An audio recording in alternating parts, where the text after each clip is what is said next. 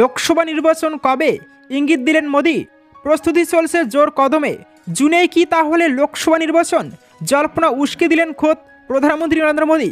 ৩৭০ আসনের লক্ষ্যমাত্রাও বেঁধে দিলেন বিজেপি। ঘটনাটি ঠিক কি? এদিন রবিবার দিল্লিতে শেষ হলো বিজেপির দুদিনে জাতীয় অধিবেশন। সমাপ্তি ভাষণে মোদি বলেন, বিজেপি নেতা কর্মীরা ২৪ ঘন্টা কাজ করেন, দেশের সেবায় সবসময় কিছু না কিছু করেছেন। আগামী ১০০ দিন খুব গুরুত্বপূর্ণ। ভোটারদের বিশ্বাস অর্জন করতে হবে। আগামী ১০০ দিন একজোট হয়ে কাজ করতে হবে। মোদির আরও বক্তব্য, লোকসভা ভোটে সবচেয়ে বেশি আসন বিজেপি পাবে। এনডিএকে ৪০০ আসনের বেশি পেতে হবে। বিজেপিকে ৩৭০-এর মাইলস্টোন পেরোতেই হবে। গত ১০ বছরে প্রবল গতিতে ছুটছে ভারত। সব কিছুর শিখরে পৌঁছেছে ভারত। দেশ এখন আর ছোট স্বপ্ন দেখে না, দেশ এখন আর ছোট সংকল্প নেয় না। আগামী ৫ বছর আরও জোরে ছুটবে ভারত। তার জন্য ফের বিজেপির ক্ষমতা আসা দরকার। ভোট কবে? মোদি বলেন, লোকসভা ভোটে চলতি বছর গ্রীষ্মে ক্ষমতায় আসবে এনডিএ সরকার।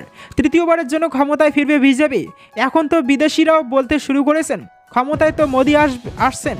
নির্বাচন আর কিছুদিনের মধ্যে অনুষ্ঠিত হবে, তবে তার আগে বিভিন্ন দেশ থেকে আমায় নিমন্ত্রণ জানানো হচ্ছে। মোদি জানিয়েছেন, জুলাই, আগস্ট এবং সেপ্টেম্বর মাসে প্রধানমন্ত্রীর বিদেশ সফরের আমন্ত্রণ রয়েছে। তাহলে কি জুলাইয়ের আগে তৃতীয়বার প্রধানমন্ত্রী পদে শপথ নেবে? জুনেই লোকসভা নির্বাচন, জল্পনা তুঙ্গে।